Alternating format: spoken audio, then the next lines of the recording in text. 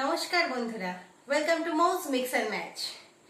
প্রথমেই সবাইকে জানাই আসন্ন শারদীয় দুর্গা উৎসবের অনেক অনেক শুভেচ্ছা ও অভিনন্দন।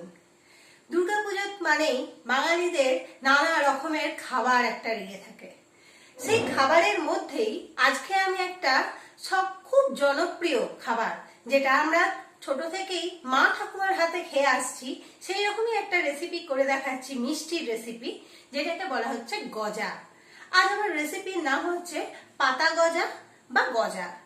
তাহলে চলুন আজকে আমরা চলে যাই আমাদের রেসিপির দিকে।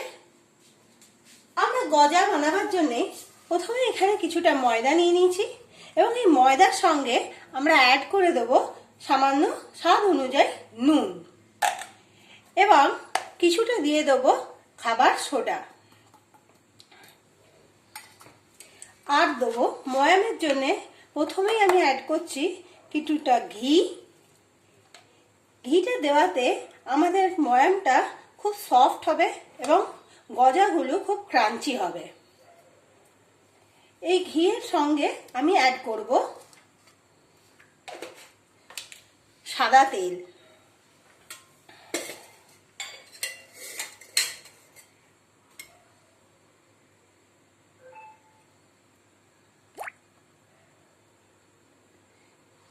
ময়ামটা যেন ঠিকভাবে অ্যাডজাস্টেবল হয়, যেন আমাদের এই ময়ামের মাখাতে গিয়ে যখন আমরা মাখাবো এই আগে প্রথমে তেল, ঘি এবং সব কিছু ভালো করে মাখিয়ে নিয়ে যখন দেখবো আমাদের ডোটা একটা মুঠোর আকারে আসছে, তখন আমি এতে ধীরে ধীরে নর্মাল ওয়াটার, প্লেন জল ঢেলে আমি এটা একটা ডো তৈরি করবো। দেখেন, দেখুন আমাদের এটা সুন্দর একটা মুঠির আকারে আসছে। আমি আরেকটু তেল দেবো, এতে আমার ময়ামটা একটু কম লাগছে, সামান্য আরেকটু আমি তেল দিচ্ছি।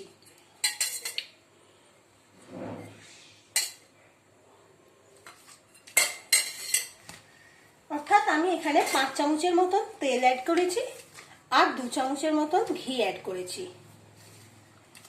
ময়দা অনুযায়ী ময়ামটা আন্দাজ করে আপনাদের দিতে হবে। আমার এখানে ময়দাটা মোটামুটি 2 কাপের থেকে একটু বেশি আছে। দেখুন এবার আমার মুঠি আসছে। এবার আমি ধীরে ধীরে সামান্য করে জল দিয়ে একটা ডো তৈরি করে নেব। ময়দাটা আমি দেখতে পাচ্ছেন সুন্দর করে একটা ডো তৈরি করে নিয়েছি। এবার এটা একটা কাপড় দিয়ে কিছুক্ষণ রেখে দেবো, মোটামুটি 10 থেকে 15 মিনিট এটা রেস্টে রেখে দেওয়ার পর আমি লেচি কাটবো। আমরা এবার প্রায় আমার 20 মিনিট হয়ে গেছে, ময়দাটা আমার মোটামুটি রেডি হয়ে গেছে। আমি আরেকবার ময়দাটাকে দেন হাতে একবার একটু হালকা ঠেসে নিয়ে এবার আমরা নুনগুলো কেটে নেব।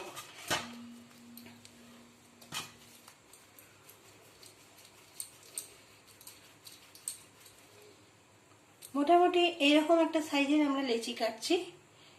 প্রত্যেকটা লেচি আমি এই সাইজেই কেটে নিই। এবার আমরা নুনগুলো একটু বেলে নিই।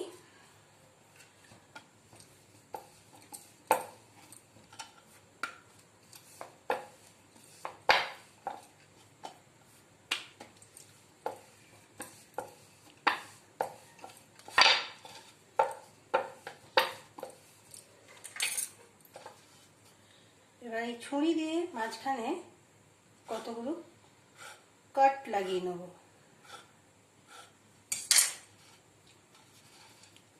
এবার ঠিক এই দিক থেকে আমি এইভাবে ফোল্ড করব।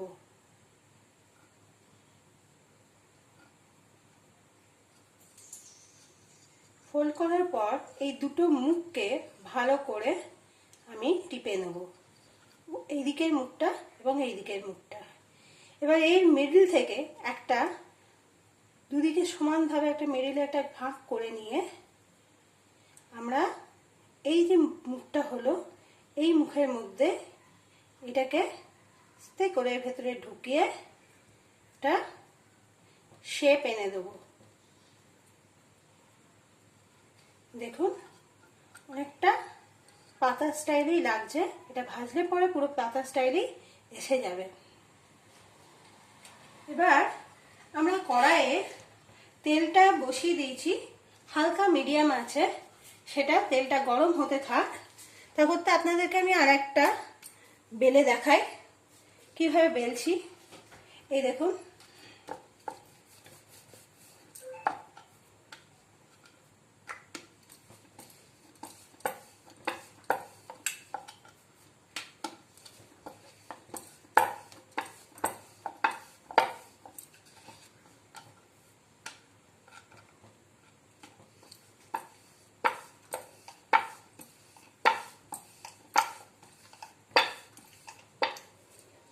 বেলার পর এই দেখুন কাট লাগিয়ে নিলাম। ঠিক এই সাইড থেকে আমি ফোল্ডটা করতে লাগলাম। এইভাবে ফোল্ড করে যাব।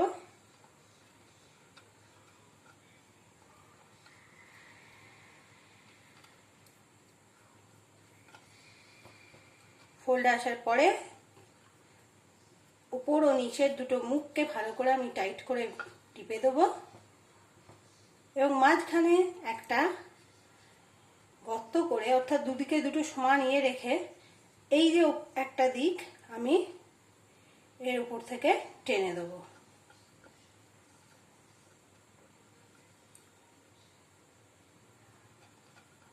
দেখুন আমার একটা পাতার শেপ চলে এসছে এটা। এবার আমার তেলটা মিডিয়াম আঁচে গরম করে নেওয়ার পর আমি একটা একটা করে হালকা করে ছেড়ে দেবো এবং হালকা লাল হওয়া অবধি এগুলো ভেজে নেব। আঁচটা মিডিয়াম আঁচে রেখেছি। মিডিয়াম আঁচে রেখেই এটা আমি হালকা করে ভেজে তুলব। দেখতে পাচ্ছেন আমার গজাগুলো সুন্দর পাতার শেপ নিয়ে নিয়েছে এবং এগুলো খুব সুন্দর লাল হয়ে ভেজে গেছে। আমরা এবার এই গজাগুলোকে সব আস্তে করে তুলে নিচ্ছি। এভাবে আমি সব গজাগুলোকে ভেজে নিয়েছি।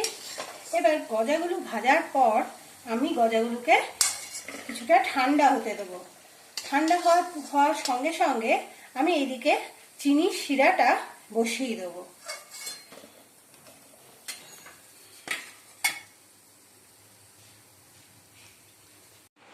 এবার আমি চিনির শিরাটা করে নিই। চিনির শিরার জন্য আমি এরকম একটা মেজারিং কাপে 1 কাপ চিনি নিয়ে নিয়েছি এবং হাফ কাপ, ঠিক এরকম হাফ কাপ আমি জল দিয়ে দিয়েছি। এই শিরাটা ঠিক এক তারের শিরা হবে, একটা তারের হবে এবং খুব গাঢ় বা খুব পাতলাও হচ্ছে না। এখন আমার চিনির রসটা বেশ সুন্দর একটা ঠিক আর ইয়ে হয়ে গেছে। এটা আমি আপনাদের দেখাচ্ছি। এটা ঠিক এক তারে ইয়ে হয়েছে রস। দেখুন তারটা একটা তার, একটা মাত্র তার হচ্ছে আমার, দেখতে পাচ্ছেন ঠিক করে। এবার আমি এই রসটা আমি আস্তে করে নামিয়ে এখানে আমি একটা একটা করে গজাকে দিয়ে নেড়ে নেব। এই গজাটা মধ্যে রসের মধ্যে ডুবিয়ে আমি রাখবো না, জাস্ট রসের মধ্যে একটু করে চোবাবো আর উঠিয়ে দেবো। এতে কি হবে, গজার ভেতরে রস ঢুকবে না, এই গজার ভেতরে রস ঢোকে না, কিন্তু গজাটার গায়ে আমার একটা মিষ্টি রসালো ভাব থাকবে এবং ভেতরে বেশ সুন্দর খাস্তা ক্রাঞ্চি ভাব থাকবে। এখন গরম আছে, ঠান্ডা হলে এর মধ্যে একটা চিনির আস্তরণ ওপরে দেখা দেবে। আমি এমনি করে প্রত্যেকটা গজাকে আস্তে আস্তে ডোবাবো এবং একটা একটা করে তুলে এখানে প্লেটে সাজিয়ে নেব।